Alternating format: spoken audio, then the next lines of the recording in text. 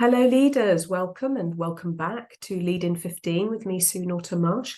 I'm your leadership coach, helping you to elevate your leadership skills in less than 15 minutes a day. Yes, we need this. This is part 4 today of developing your leadership style of coaching when you are having one-to-ones with your team members.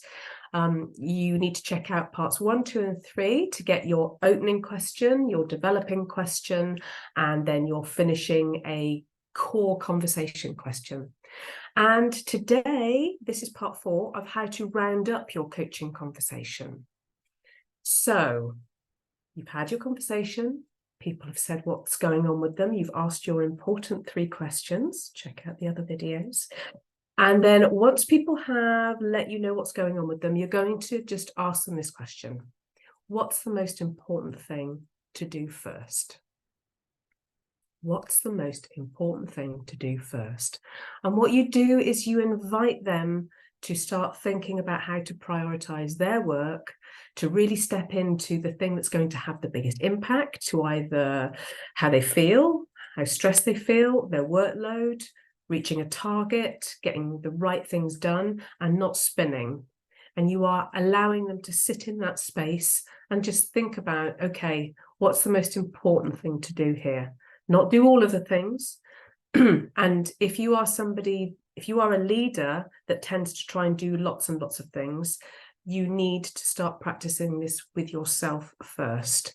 You cannot do loads and loads of things well. And you always have to prioritize the thing that's going to have the biggest impact. So if you feel like you need to do some work around this for yourself first, I want you to practice this just with yourself, by yourself on your own if you want to, or in your one-to-ones with your leader. What's the most important thing to do first?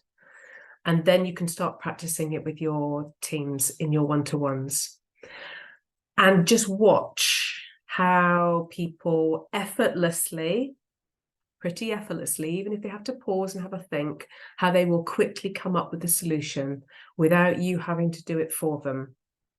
Now, it might not be the solution that you have decided in your head is the right thing to do, and you might want to explore that and let them talk about why that will have the biggest impact, why that's the most important thing, and what the outcome would be.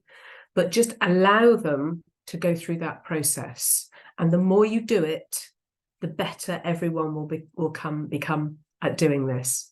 So practice with yourself first. What's the most important thing to do first?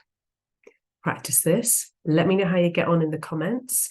If this has been useful, like and share and subscribe to this channel. And I will see you in the next one, where I'll be talking about, my next mini series will be about how to motivate the 4 generations in your workplace. See you soon. Have a great day.